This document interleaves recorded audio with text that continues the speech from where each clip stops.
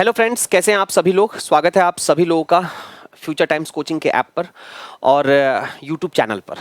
ठीक है, I hope so. अब आपका एक टारगेट ग्रुप डी एग्जाम दिख रहा होगा और ग्रुप डी के लिए आपको स्पेशली कैसे तैयारी करनी है, ग्रुप डी में किन किन टॉपिक्स को ज़्यादा प्रेफरेंस देना है, ग्रुप डी के एग्जाम में जो आपके रीजनिंग के क्वेश्चंस आएंगे वो नंबर ऑफ क्वेश्चंस कितने होंगे और वो किस किस लेवल के क्वेश्चन आएंगे, क्या सेगमेंटेशन होगा, कितने वर्बल साइड से क्वेश्चंस आएंगे और कितने नॉन वर्बल साइड से क्वेश्चन आएंगे, ये सारी चीजें अब आपको इस वीडियो में पता चलने वाला है। ठीक है, इसके साथ साथ हम कुछ ऐसे इजी, मॉडरेट और हाई लेवल के 3 लेवल के क्वेश्चन लेंगे। एक लेंगे इजी लेवल का, दूसरा लेंगे हम लोग मॉडरेट लेवल का और तीसरा लेंगे हम लोग हाई लेवल के। कुछ क्वेश्चन ऐसे लेंगे जो ज्यादा टाइम टेकन होते हैं, नहीं बन पाते हैं, जिनके लिए लगातार आपको अभ्यास करना पड़ेगा, लगातार आपको चीजों को अपने माइंड में रखकर सेंटर हॉल तक जाना पड़ेगा।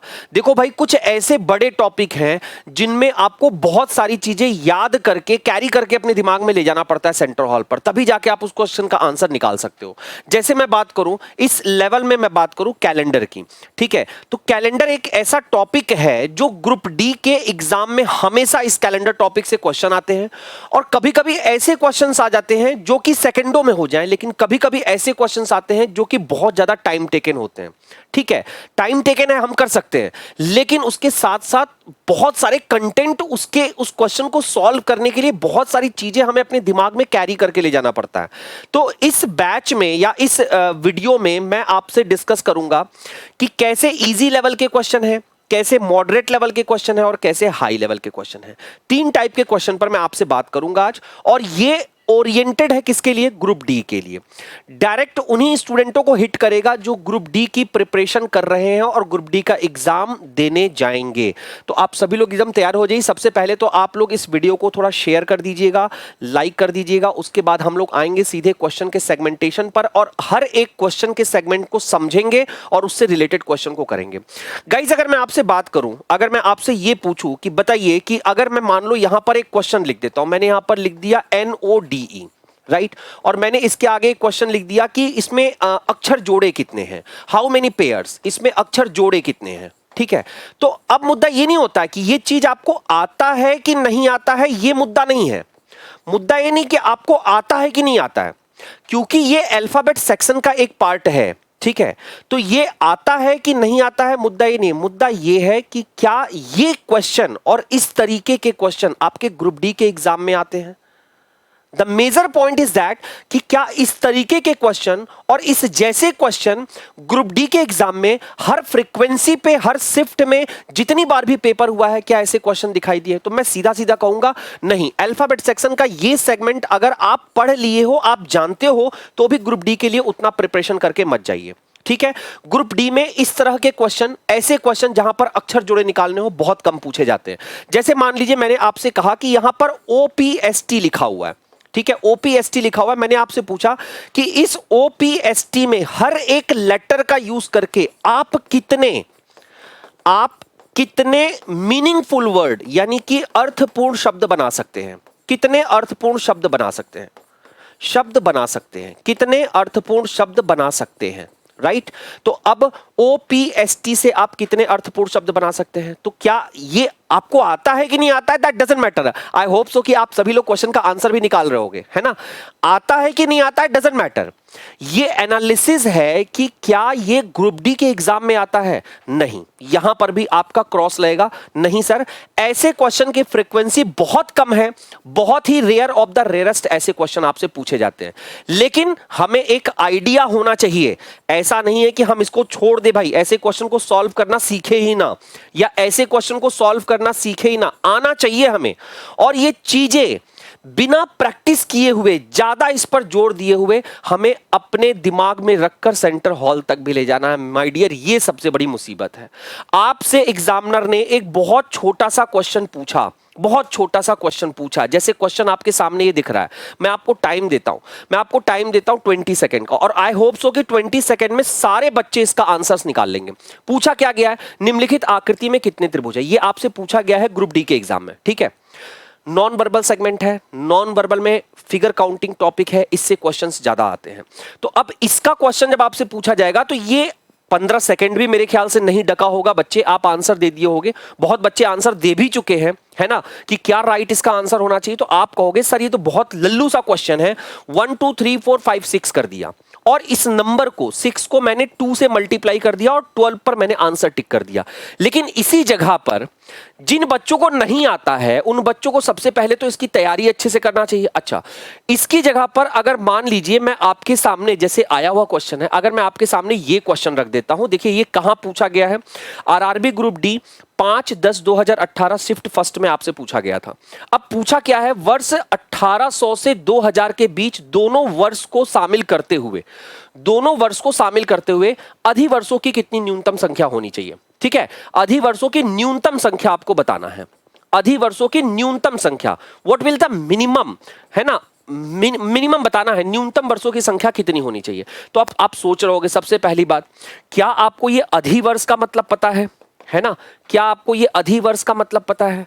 इसी को हम लीप ईयर कहते हैं, लीप वर्ष कहते हैं।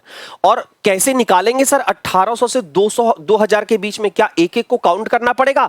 नहीं माय डियर, इतना अगर हम एग्जाम में करने बैठ गए तो फिर हो गया हमारे साथ। अब जो बच्चों ने आंसर देना है वो बच्चे तो धड़ाधड़ आंसर देकर अपना चुपचाप बैठ गए हैं, लेकिन जिन बच्चों को बिल्कुल आइडिया नहीं है उनको ये समझ में आना चाहिए कि कैलेंडर का ये एक बहुत ही ईजी लेवल का क्वेश्चन है जो आपके ग्रुप डी के एग्जाम में आया हुआ है। प्यारे बच्चे, कुछ नहीं करना था, आप 1800 से लेकर 2000 तक चलना है। और देखिए लिख दिया है, दोनों वर्षों को शामिल करते हो, मतलब इसको भी शामिल करिए और इसको भी शामिल करिए। आपने कैलेंडर अगर पढ़ा होगा तो आपको पता होगा कि 100 वर्षों में टोटल कितने लीप ईयर होते हैं, 24 होते हैं, एग्जैक्टली 24 होते हैं। तो 1800 से अगर आप चलोगे तो 1900 मिलेगा और यहां पर तो आपको 24 मिल जाएगा। लेकिन 1900 से जब आप 2000 तक चलोगे तो यहां भी सर 100 वर्ष ही मिल रहे हैं, तो यहां पर क्या 24 होना चाहिए? ये आपको आइडिया होना चाहिए कि ये 1800 जो है वो एक साधारण शताब्दी वर्ष है, ये एक साधारण शताब्दी वर्ष है, जबकि जो 2000 है ये एक लीप शताब्दी वर्ष है। और अगर ये लीप शताब्दी वर्ष है, अगर ये लीप शताब्दी वर्ष है तो बच्चे यहां पर 24 नहीं टोटल 25 आएगा, 5 4 9 हो गया, 49 हो गया, और ये आपके क्वेश्चन का आंसर हो गया। आता है तो आप तुरंत करोगे, नहीं आता है तो फिर इसमें क्या कर सकते हो आप। इसीलिए आपके सामने एक बैच स्टार्ट किया गया है और वो बैच ग्रुप डी को ओरिएंटेड मानकर रखा गया है। जो बैच स्टार्ट हो रहा है कब से? 30 मई से ये बैच स्टार्ट हो रहा है, 30 मई से ये बैच स्टार्ट हो रहा है। इसकी जो वैलिडिटी होगी वो 3 महीने की होगी, मतलब एकदम टारगेटेड ग्रुप डी ओरिएंटेड है। और सबसे बड़ा फैक्ट मैं आपको बता दूं इसमें कि ये यूथ रीजनिंग सॉल्यूशन, एक यूथ आती है रीजनिंग की बुक, उसमें काफी सारे क्वेश्चंस रहते हैं, तो उसमें से टॉपिक वाइज जो भी होगा, चैप्टर वाइज हम लोग प्रैक्टिस सेशन करेंगे, चैप्टर वाइज प्रैक्टिस सेशन करेंगे। जैसे मान लीजिए हमने कैलेंडर टॉपिक उठाया, ठीक है, तो अब कैलेंडर टॉपिक के बारे में पहले शॉर्ट में थोड़ा सा समझेंगे कि कैलेंडर टॉपिक से पहले तो ये समझेंगे, शॉर्ट में समझने के बजाय पहले यहां पर हम समझेंगे कि कैलेंडर टॉपिक से कितने टाइप के क्वेश्चन बन सकते हैं, ग्रुप डी में कितने टाइप के क्वेश्चन बन सकते हैं। उसके बाद हम समझेंगे कि कैलेंडर में थोड़ा सा शॉर्ट में अगर हम एक समराइज करना चाहे पूरे चैप्टर को तो क्या क्या चीजें इंपॉर्टेंट है जो हमें पढ़ना चाहिए। Oriented group D, targeted group D, सिर्फ बात किसकी होगी? ग्रुप डी की। और इस कैलेंडर टॉपिक के हम 35 क्वेश्चन को, जो कि यूथ बुक के होंगे, 35 क्वेश्चन को best of the best solution से सॉल्व करने की कोशिश करेंगे, उसमें ऑप्शन को हिट करने की कोशिश करेंगे, उसके और शॉर्ट ट्रिक निकालकर उस पर हम लोग ज्यादा एम्फेसाइज करेंगे, ज्यादा जोर देंगे कि क्वेश्चन हमारा कैसे सेकंडों में कन्वर्ट हो, 30 सेकंड 40 सेकंड। भाई हमें टारगेट रखना है कि ग्रुप डी के एग्जाम में 1 मिनट में कम से कम हमारा 2 और अधिक से अधिक कितने क्वेश्चन हो? कम से कम 2 और अधिक से अधिक बच्चे 3 क्वेश्चन होने चाहिए। क्योंकि अगर आप किसी 1 मिनट में 3 क्वेश्चन करते हो तो आप समझिए बाकी के जो अदर टॉपिक आपके बचे हुए हैं, दैट इज मैथ बचा हुआ है, जीएस बचा हुआ है, उस पर आपका कमांड बन जाएगा और पेपर पर बहुत आसानी से कमांड बन जाएगा और एग्जाम आपके जेब में निकल आएगा।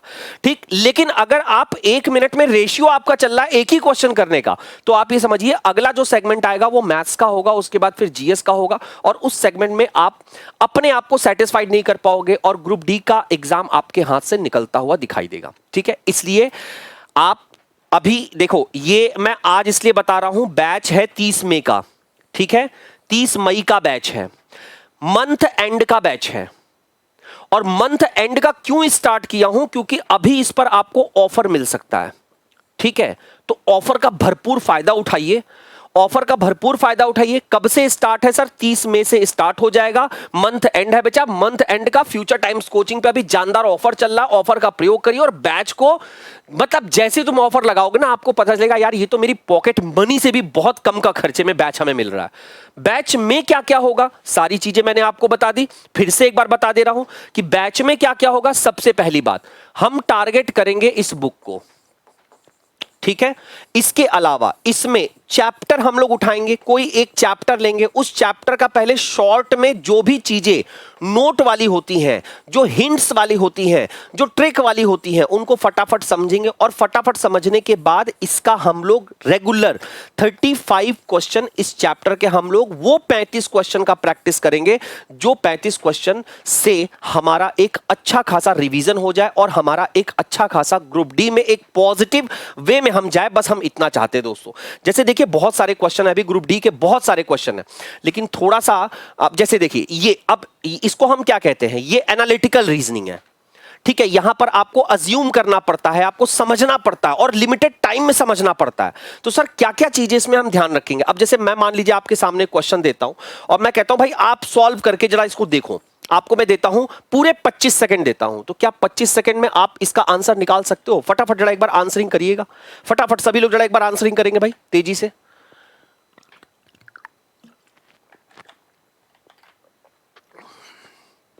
फटाफट आंसरिंग करेंगे तेजी से, है वेरी गुड, बहुत अच्छे। देखो पहले तो ना यहां पर आपको एक बात समझ में आना चाहिए कि ये जो कथन होता है, यहां पर जो रिटन स्टेटमेंट लिखा रहता है, ये आपके लिए नहीं है। ठीक, आप इसको दिल पर लेके मत सोचा करो। कई लोग होते हैं ना एकदम दिली पे ले लेते हैं कि यार हमारे साथ तो ऐसा हुआ है, हमारे साथ मत सोचो, दिल पर लेकर मत चलो इसको। चलिए आप एक राइटर की तरीके से मान लीजिए कि एक लेखक है, किसी ने ये बात बोल दिया, एक लेखक है, किसी ने एक बात बोला है कि वह स्वास्थ्य के प्रति जागरूक है, वह प्रतिदिन 4 किलोमीटर चलता है और केवल स्वास्थ्यप्रद भोजन ग्रहण करता है। सारे स्टेटमेंट के शब्दों को आपको ऐसा पढ़ना पड़ेगा ना भाई साहब कि एक शब्द भी अगर आपसे मिस हुआ, क्वेश्चन गया। बहुत जल्दीबाजी रहेगी उस समय एग्जाम में। यहां पर क्या लिखा हुआ है? केवल लिखा है। और जब कोई कह दिया कि केवल स्वास्थ्यप्रद भोजन ग्रहण करता है, तो इसका मतलब वो स्वास्थ्यप्रद भोजन के अलावा किसी और प्रकार का जंक फूड्स नहीं लेता है, तो वह जंक फूड्स नहीं खाता है। एकदम सत्य बात है। और सप्ताहांत पर वह 4 किलोमीटर से अधिक चलता है। यहां पर देखो क्या लिखा हुआ है, वह प्रतिदिन, प्रतिदिन शब्दों का खेल है डियर, वह प्रतिदिन की बात कर रहा है और यहां पर सप्ताहांत यानी वीकेंड्स की बात कर रहा है। इसका मतलब ये गलत है। तो आंसर आपका क्या होना चाहिए? केवल अवधारणा पहला निहित है। So simple. अब ये सारी चीजें आपको अगर अच्छी तरीके से समराइज करना आता होगा बच्चे, तभी आप कर पाओगे। जैसे मान लो यहां पर एक क्वेश्चन और है, मैं स्कूल शिक्षक को पसंद करता हूं और शिक्षक बनना चाहता हूं। बहुत जल्दी में पढ़ रहा हूं क्वेश्चन को, एग्जाम है, एग्जाम में आपके सामने क्वेश्चन आ भी गया। देखिए 16/10/2018 शिफ्ट 2 में पूछा गया था आरआरबी ग्रुप डी के। ठीक है, मैं स्कूल शिक्षक को पसंद करता हूं और शिक्षक बनना चाहता हूं। मैं स्कूल शिक्षक नहीं हूं, मैं एक स्कूल शिक्षक हूं। बताइए आंसर क्या होगा इसका? तो कई बच्चे इसका आंसर दे भी चुके हैं और कई बच्चे इसका आंसर गलत भी दिए हैं, ऑब्वियस सी बात है, और कई बच्चे इसका आंसर सही भी दिए थे। ये ऐसे 2-3 क्वेश्चन हैं जो आपको एग्जाम से बाउंड्री से बाहर भी निकाल सकते हैं और आपको अंदर भी कर सकते हैं। ठीक है, इसलिए बहुत सावधानी से, सतर्कता से इन क्वेश्चनों को आप समझिए। पहले आप अमिताभ बच्चन के अगर प्रशंसक हैं, आप उसके जबरदस्त फैन हैं, ठीक है, तो इसका मतलब यह तो तय है कि आप अमिताभ बच्चन नहीं हैं। अब तुम्हारे दिमाग में जो भी आ रहा है तुम उस हीरो हीरोइन को सोच सकते हो। मुझे पता है कि इस समय बच्चों का जब एनालिटिकल पढ़ता है ना, तो उसके दिमाग में यही सब चलता ही है। ठीक है, हम कुछ और नाम लेंगे, वो कुछ और सोचेगा। हम रहेंगे 30 घाट, वो भागेगा 20 घाट। ठीक है, हम रहेंगे 20 घाट, तो भागेगा 80 घाट। 80 घाट बनारस में। तो मैं स्कूल शिक्षक को पसंद करता हूं और शिक्षक बनना चाहता हूं। That means clearly the statement is saying, एकदम पूर्ण रूप से साफ तौर पे एक कथन कह रहा है, भाई मैं शिक्षक नहीं हूं। कथन कह रहा है, मैं अपनी बात नहीं कह रहा हूं। मैं शिक्षक नहीं हूं, मैं एक स्कूल शिक्षक हूं। नहीं, हां, पहला सही है, आंसर क्या होगा? बी होगा। अब बताओ, तुम एग्जाम देने गए, तुम्हारे सामने क्वेश्चन आया, बाहर किसी से तुमने, मान लो ये क्वेश्चन तुम्हारे दिमाग में फूट फूट कर चल रहा था कि यार इसका आंसर कोई सही बताए, बाहर तुम किसी से निकले, किसी ने कह दिया दोनों सही था, तो भी तुम्हारा दिल धड़का। किसी ने कहा पहला वाला गलत था, तो भी तुम्हारा दिल धड़का। जब आंसर की आती है या आप किसी ऐसे व्यक्ति से पूछते हो जो इसका एकदम सटीक आंसर देता है, और अगर उसके आंसर से आपका आंसर मैच कर जाता है ना, तब आप कहते हो बहुत सही, धन्यवाद, कम से कम इस क्वेश्चन से मेरा निपटारा हो गया। बाकी बेटा देखो, फंसने वाले तो यही सारे क्वेश्चन है, बाकी तो इन सारे क्वेश्चनों की तरफ अगर मूव करोगे तो ये तो कोई भी निकाल लेगा, कोई भी निकाल लेगा। आप देखिए, जैसे मैं आपके सामने ये क्वेश्चन रखता हूं, ठीक, और आपको टाइम देता हूं, टोटल 25 सेकंड का टाइम है, सीरीज का क्वेश्चन है, ठीक। अगर आपने मुझे फॉलो किया होगा ना, कभी मेरी वीडियो नंबर सीरीज की देखी होगी, तो आपको तुरंत देखते ही एक बात याद आ जाएगा, ठीक। अभी तो कई बच्चे सॉल्व कर रहे होंगे, पहले उनको सॉल्व ही कर लेने दो, है ना, पहले वो सॉल्व कर ले।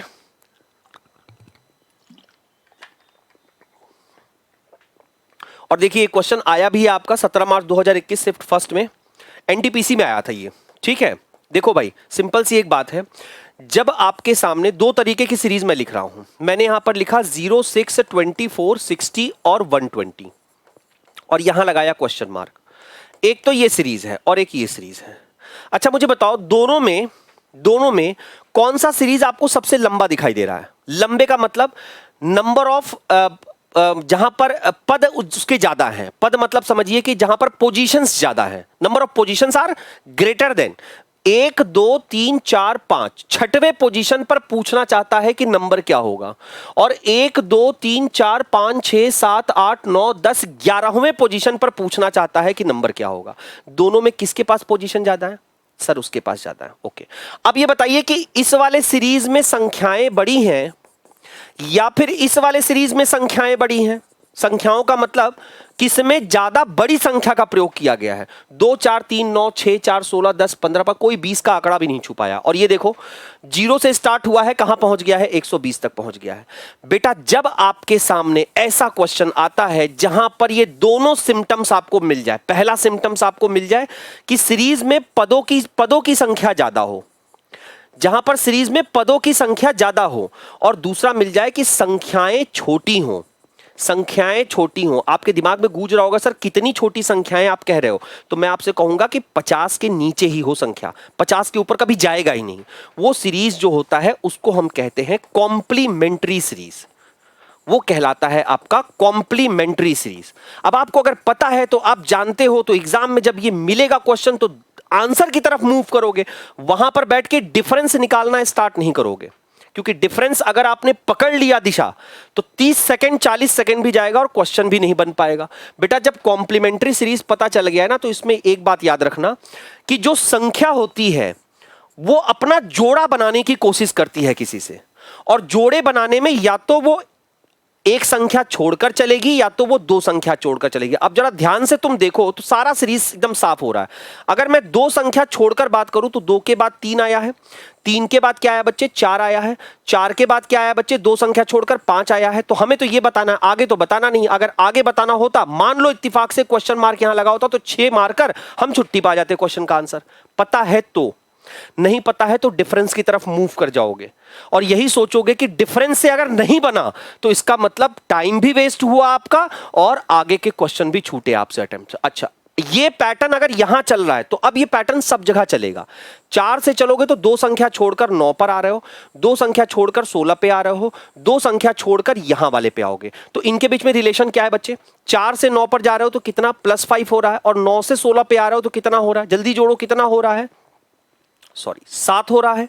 मतलब क्या चल रहा है ये? 5 7, तो अब कितना होना चाहिए? 9 होना चाहिए, और 16 4 20 5 25, ये रहा तुम्हारे क्वेश्चन का आंसर।